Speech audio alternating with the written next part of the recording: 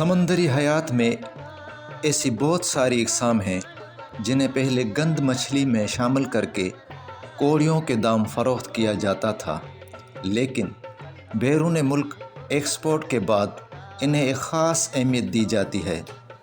इन इकसाम में केकड़े, पिट्टन, मैया और बाम के अलावा और भी कई इकसाम शामिल हैं।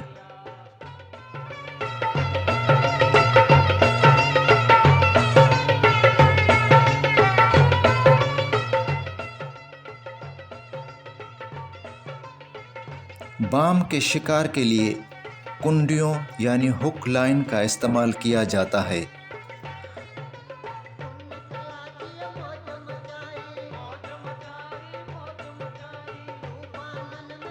कुंडियों में फीड के लिए छोटी मछली जैसे मोरी और चाकू का इस्तेमाल किया जाता है।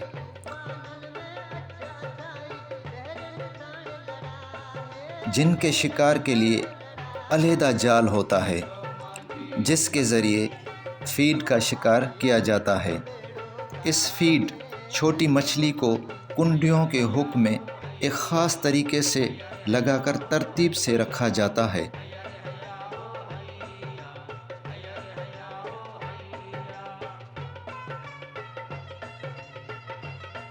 ताकि फेंकते वक्त कोई दुश्वारी ना हो। कुंडियों के हुक फेंकना भी महारत का काम है, इसलिए इन्हें एक माहिर बंदा ही फेंक सकता है। ये ख़तरनाक काम भी है।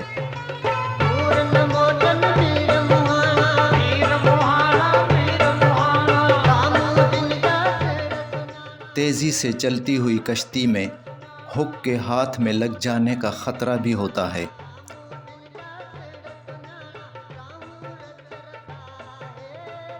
मखसूस लंबाई में कुंडियों को फेंकने के बाद लंगर और निशान के तौर पर तैरता हुआ फ्लूट या तैरता हुआ झंडा लगाया जाता है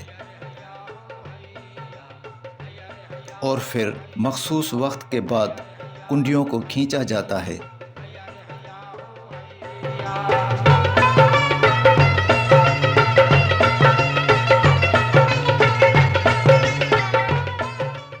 बाम के साथ और भी कई इकसाम की मछलियाँ फंसती हैं।